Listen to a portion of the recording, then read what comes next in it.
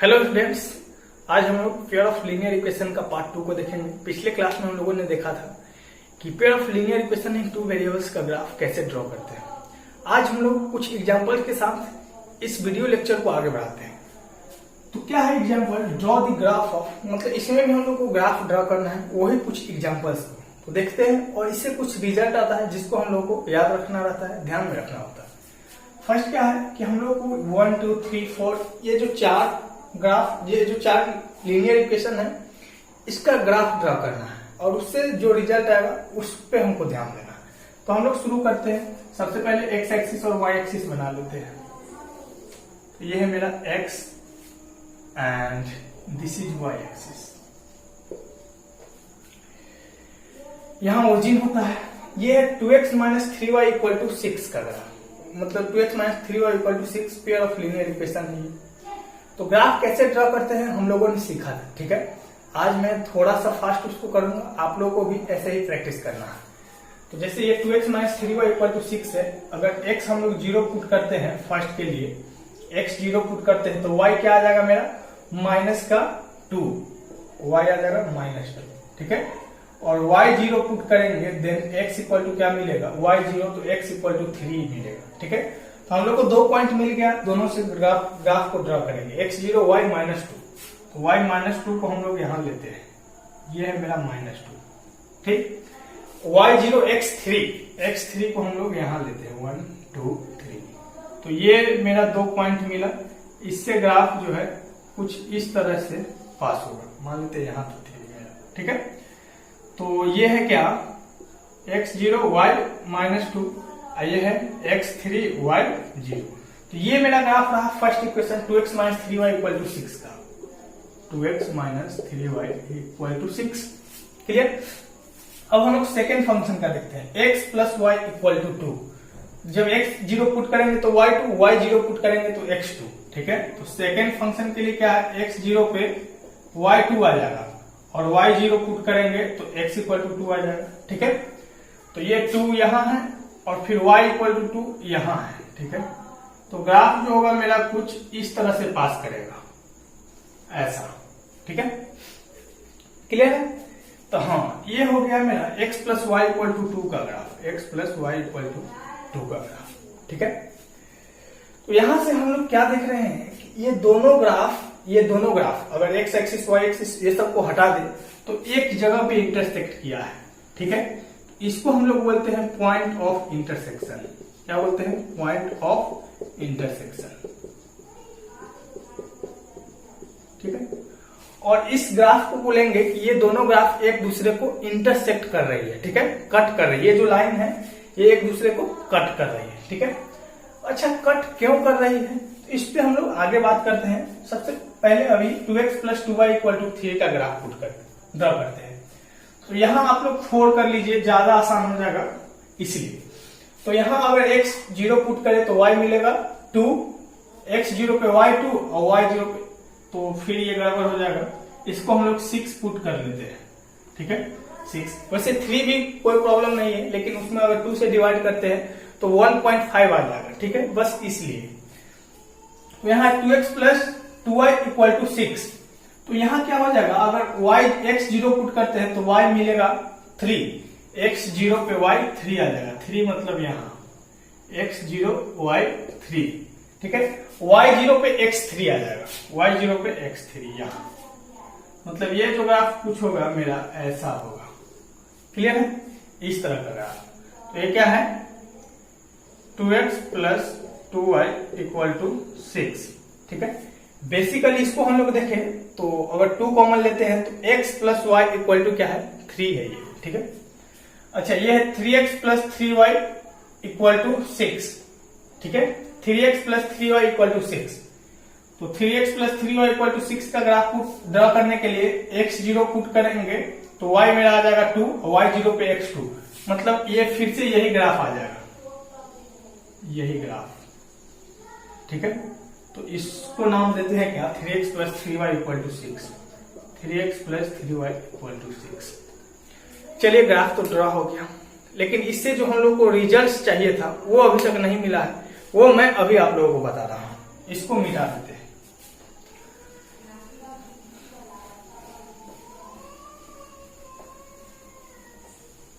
चलिए, अब कभी भी अच्छा ये और ये ग्राफ एक दूसरे को एक जगह पे कट कर रही है, ये और ये ग्राफ एक दूसरे को एक जगह पे कट कर रही है, ठीक है। ये और ये ग्राफ एक दूसरे को एक भी जगह पे कट नहीं कर रही है। अच्छा, यहाँ 3x + 3y = 6 and x + y = 2 का ग्राफ एक दूसरे को हर जगह कट कर रही है। इसको हम लोग बोलते हैं, ये जो है ओवरलैप कर रही है। ये दोनों लाइंस क्या है, एक दूसरे पे है, ठीक है। अच्छा, अब हम लोग यहां से कुछ जो रिजल्ट्स है इसको ध्यान में रखेंगे, ठीक है। रिजल्ट्स, तो रिजल्ट्स जो हम लोग ध्यान में रखते हैं वो कोएफिशिएंट ऑफ x और y पे ध्यान में रखते हैं, ठीक है। जैसे स्टैंडर्ड मेरा मान लेते हैं, हम लोग के पास दो क्या है, a1x + b1y + c1 = 0। एक मेरा ये लाइन है, एक है a2x + b2y + c2 = 0, ठीक है। तो लाइन तो कुछ इसी टाइप का, ये सब लाइन इसी फॉर्म का तो है, क्लियर। तो यहां से फर्स्ट रिजल्ट, ठीक है, क्या है कि if a1/a2 does not equal to b1/b2, ठीक है।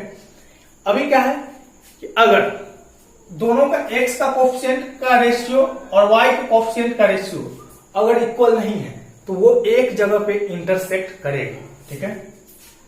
इसको हम लोग क्या लिखेंगे, ऐसा है, देन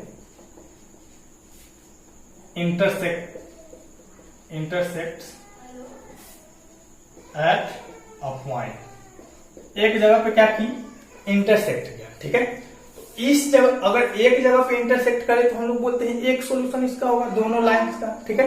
हाँ, तो ये दोनों लाइन का एक solution, one solution possible,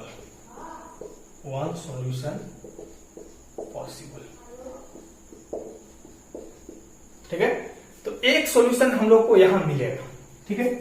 second क्या कंडीशन हो सकता है, a1/a2 = b1/b2 = c1/c2, ठीक है। अच्छा, यहाँ ये दोनों लाइन जो है क्या कर रही है, इंटरसेक्ट कर रही है। तो ये दोनों का कोएफिशिएंट हम लोग x का कोएफिशिएंट देखते हैं, 2/2 1, 2/2 1। y का कोएफिशिएंट देखते हैं, तो यहाँ -3, यहाँ है 2। y का कोएफिशिएंट है, x का कोएफिशिएंट ये है, y का कोएफिशिएंट है -3/2 = -1.5 है। दोनों इक्वल नहीं है, दोनों इक्वल नहीं है तो इंटरसेक्ट किया है, देख लीजिए, क्लियर। अच्छा, ये दोनों इंटरसेक्ट नहीं किया है, ये दोनों इंटरसेक्ट नहीं किया है, ये दोनों जो है एक ही लाइन पे ओवरलैप कर गया है, ठीक है। तो यहाँ क्या देखते हैं ना, कोएफिशिएंट x का देखते हैं, ठीक है, ये दोनों लाइन के लिए। तो 1, यहाँ है 1, यहाँ है 3। y का कोएफिशिएंट देखते हैं, तो यहाँ है 1 और यहाँ है 3, ठीक है। अच्छा, कांस्टेंट टर्म का कोएफिशिएंट देखने के लिए या तो दोनों को इक्वल साइन से राइट साइड में रखेंगे या लेफ्ट साइड, मतलब दोनों को एक ही साइड में रखेंगे, या तो लेफ्ट साइड रखेंगे या राइट साइड, क्लियर। तो हम लोग अभी क्या करने किए हुए हैं, राइट साइड रखे हैं, तो राइट साइड दोनों को रखना है। ये 2 क्या हो जाएगा 6, कांस्टेंट टर्म का कोएफिशिएंट 2/6 मतलब 1/3। अच्छा, हर जगह जो है रेशियो क्या है, इक्वल है, तो वही केस हम लोग लिए हैं कि a1/a2 b1/b2 c1/c2 तीनों का रेशियो क्या है, इक्वल है। अगर ऐसा है देन लिखेंगे ओवरलैपिंग। ग्राफ क्या करेगा, ये ओवरलैप करेगा एक दूसरे पे, मतलब कि एक दूसरे पे रहेगी, ठीक है।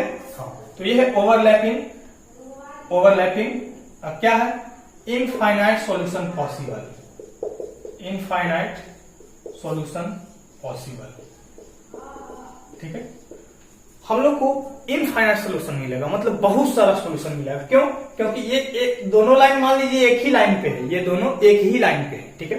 वैसे होगा भी क्यों नहीं, क्योंकि यहाँ 3 अगर कॉमन लेते हैं तो ये भी x + y = 2 ही है, मूर्ख बना रहा है ना। हाँ, तो यहाँ भी ऐसे समझ सकते हैं कि दोनों इक्वेशन ही एक ही है, तो लाइन भी एक ही होना चाहिए था, ठीक है। बस कोएफिशिएंट हम लोग क्या कर दिए, अदल बदल दिए। तो किसी भी इक्वेशन में 2 से मल्टीप्लाई कर देने पे, डिवाइड कर देने पे ग्राफ उसका वही मिलेगा, ठीक है, मतलब उसमें कोई चेंजिंग नहीं आएगा, क्लियर। लास्ट केस हम लोग के पास है, ये दोनों ग्राफ को कंपेयर करना, ठीक है। ये दोनों एक भी जगह पे इंटरसेक्ट नहीं कर रहे, तो ऐसा कब होता है, ऐसा होता है जब, यहां मैं लिख दे रहा हूं, जब a1/a2, ऐसा कब हो रहा है देख ही लीजिए। ये दोनों का x का कोफिशिएंट देखते हैं। x का कोफिशिएंट यहाँ 2 है, यहाँ 1 है। x का कोफिशिएंट 2/1 2, y का कोफिशिएंट देखते हैं तो यहाँ 2 यहाँ 1, तो 2/1 2। कांस्टेंट टर्म का कोफिशिएंट देखते हैं तो यहाँ 6/2 3, ये 3 हो जा रहा है, ठीक है।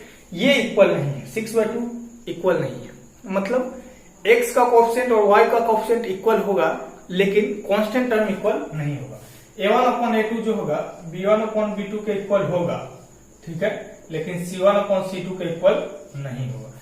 अगर ऐसा है देन हम लोग कहते हैं क्या, नॉट इंटरसेक्टिंग, ठीक है, नॉट इंटरसेक्टिंग, ये इंटरसेक्ट नहीं करेगी। अगर इंटरसेक्ट एक भी जगह पे नहीं की है तो हम लोग क्या कहेंगे, नो सॉल्यूशन एग्जिस्ट। तो क्या लिखेंगे, no any solution, no any solution. तो हम लोग एक ग्राफ के माध्यम से बहुत ही आसानी से समझ गए हैं कि कब कैसा होगा, ठीक है। इसको मैं मिटाकर एक बार और आप लोगों को क्लियर करता हूं।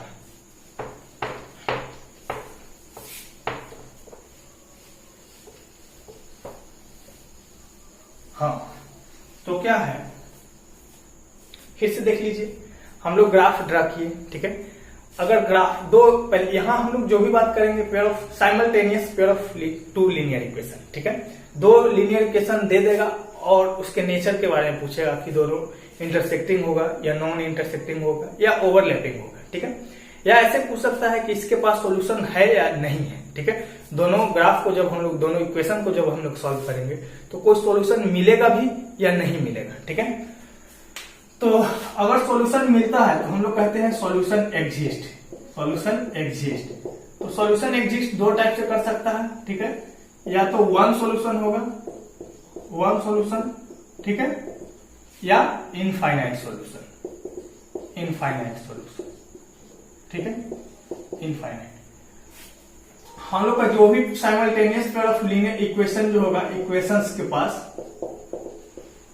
हम लोग को 2 कंडीशन मिलेगा, या तो सॉल्यूशन एग्जिस्ट करेगा या सॉल्यूशन नॉट एग्जिस्ट, या क्या करेगा, सॉल्यूशन नॉट एग्जिस्ट, ठीक है। तो जब एग्जिस्ट नहीं किया तो यही खत्म हो गया, और सॉल्यूशन एग्जिस्ट किया तो एक सॉल्यूशन एग्जिस्ट करेगा या एक भी नहीं एग्जिस्ट करेगा। अगर सॉल्यूशन एग्जिस्ट करता है तो हम लोग इसको बोलते हैं क्या, डिटर्मिनिस्टिक, डिटर्मिनिस्टिक, ठीक है। और अगर सॉल्यूशन एग्जिस्ट नहीं करता है तो इसको हम लोग बोलते हैं इनडिटर्मिनिस्टिक, ठीक है। सॉल्यूशन एग्जिस्ट नहीं करेगा तो इनडिटर्मिनिस्टिक क्वेश्चन इसको बोलेंगे। तो हम लोग के पास 3 तरह का कंडीशन होगा, एक 1 सॉल्यूशन, इनफाइनाइट सॉल्यूशन और नो सॉल्यूशन, इसको बोलते हैं नो सॉल्यूशन, ठीक है। तो 1 सॉल्यूशन कब होगा, फिर से हम लोग देखते हैं जब x का कोफिशिएंट y का कोफिशिएंट इक्वल नहीं होगा, बस। अगला पे तो हम लोग बात ही नहीं करेंगे, बस x का कोफिशिएंट और y के कोफिशिएंट का रेशियो देखेंगे, दोनों इक्वल नहीं है तो हम लोग कहेंगे एक सॉल्यूशन तो एग्जिस्ट करेगा, ठीक है। इनफाइनाइट सॉल्यूशन कब करेगा, जब x का कोफिशिएंट और y का कोफिशिएंट इक्वल हो और z कांस्टेंट टर्म भी इक्वल हो, ठीक है, तब हम लोग कहेंगे कि इनफाइनाइट सॉल्यूशन मिलेगा, ठीक है। नो सॉल्यूशन, इसको हम लोग बोलते हैं नो सॉल्यूशन। तो ऐसा कब होगा, तो ऐसा जब होगा तो यहाँ पे x और y का कोफिशिएंट तो इक्वल होगा लेकिन कांस्टेंट टर्म का कोफिशिएंट इक्वल नहीं होगा, ठीक है। तो कांस्टेंट टर्म का कोफिशिएंट इक्वल नहीं होगा तो हम लोग बोलेंगे नो सॉल्यूशन, ठीक है। सबसे पहले देखते हैं x और y का कोफिशिएंट का रेशियो इक्वल है, नहीं है तो एक सॉल्यूशन, x और y का कोफिशिएंट का रेशियो इक्वल नहीं है तो एक सॉल्यूशन, इक्वल है तो कांस्टेंट टर्म देखेंगे, कांस्टेंट टर्म का कोफिशिएंट इक्वल है तो इनफाइनाइट सॉल्यूशन, कांस्टेंट टर्म का कोफिशिएंट इक्वल नहीं है तो एक भी सॉल्यूशन एग्जिस्ट नहीं करे। तो यही था हम लोगों को देखना, ठीक है। एग्जांपल मैं देता हूं, आप लोगों को बताना है, ठीक है, कि कोफिशिएंट एग्जिस्ट मतलब सॉल्यूशन एग्जिस्ट करेगा या नहीं करेगा, करेगा भी तो कितना करेगा।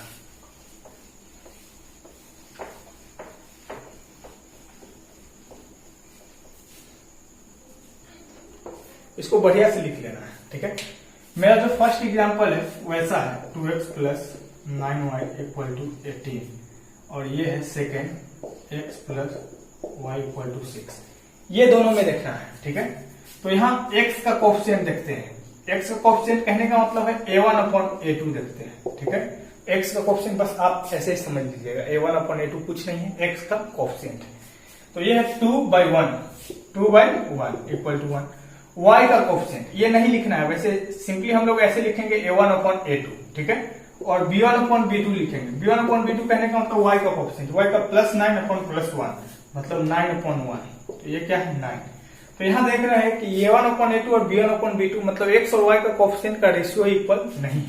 हियर क्या लिखेंगे, a1/a2 does not equal to b1/b2, ठीक है। दिस इंप्लाइज इट हैज कितना सॉल्यूशन, वन सॉल्यूशन, ठीक है। इसके पास एक सॉल्यूशन होगा, ठीक है। सेकेंड ऐसा मान लेते हैं, यहाँ पे मैं सेकेंड क्वेश्चन दे रहा हूं, ये है 3x + y = 6 एंड ये है 6x + 2y = 9, ठीक है। तो इसमें हम लोग को पता करना है कि सॉल्यूशन एग्जिस्ट करेगा या नहीं करेगा, ठीक है। तो हम लोग x का कोफिशिएंट को देखेंगे। आप लोग बोलिएगा x का कोफिशिएंट का मतलब होता है a1/a2। a1/a2 कहने का मतलब 3/6 मतलब ये आ गया 1/2। y का कोफिशिएंट बोले तो b1/b2। b1/b2 कितना है यहाँ 1/2, ठीक है। तो ये क्लियर है, ये आ गया 1/2। और कांस्टेंट टर्म का कोफिशिएंट बोले, कांस्टेंट टर्म का कोफिशिएंट मतलब c1/c2 कांस्टेंट टर्म ही। तो यह 6/9, इसको कट करे तो 3 2 जा और 3 3 जा, ये आ गया 2/3। तो ये दोनों तो इक्वल था और ये इक्वल नहीं है, ठीक है। तो यहाँ कौन सा कंडीशन बना है यार, a1/a2 इक्वल टू आ गया है b1/b2 का। जब कांस्टेंट टर्म चेक किए तो ये इक्वल नहीं है, ठीक है। तो जब कांस्टेंट टर्म वाला इक्वल नहीं है तो नो सॉल्यूशन, ठीक है, नो सॉल्यूशन। तो ऐसा रहेगा तो हम लोग बोलेंगे एक भी सॉल्यूशन एग्जिस्ट नहीं किया, ठीक है। यहाँ पे एक देखते हैं 3x + 2y = 2 है और यहाँ है 6x + 4y = 4। तो इसको तो देखना बहुत आसान होता है, हम लोग देख लेंगे कि 3/6 1/2, ये भी 1/2, ये भी क्या है 1/2। या यहाँ से अगर जो 2 कॉमन ले तो यही इक्वेशन आ जाएगा, ठीक है। तो ये दोनों क्या है, एक ही इक्वेशन को रिप्रेजेंट कर रहा है, इसीलिए इसका इनफाइनाइट सॉल्यूशन आएगा। क्यों, क्योंकि दोनों ओवरलैप कर जाएगा, ठीक है, इसीलिए यहाँ इनफाइनाइट सॉल्यूशन मिलेगा, ठीक है। तो इसमें बहुत सारे एग्जांपल्स है, बहुत सारा क्वेश्चंस है, आप लोग बनाइए। और अगले वीडियो में हम लोग मिलते हैं, उसमें हम लोग देखेंगे कि किस किस तरह से 2 पेयर ऑफ लीनियर इक्वेशन दिया हुआ है तो उसका सोल्यूशन कैसे निकालते हैं, ठीक है। ग्राफिकली वैसे हम लोग निकाल सकते हैं, जहां पे मान लेते हैं ये हम लोग का ग्राफ है ऐसा और ऐसा, ये जहां पे कट किया यही मेरा सॉल्यूशन होगा, ठीक है। यहाँ से देखेंगे कि x की वैल्यू क्या है, यहाँ से इस तरह से एक परपेंडिकुलर लाइन देखेंगे और देखेंगे कि यहाँ x कितना है, ठीक है। तो वही x जो है मेरा सॉल्यूशन कहलाएगा, ठीक है। तो मिलते हैं नेक्स्ट वीडियो में नए उम्मीद नए जोश के साथ। अपना ख्याल रखिए, खूब मस्त रहिए, बेस्ट ऑफ लक।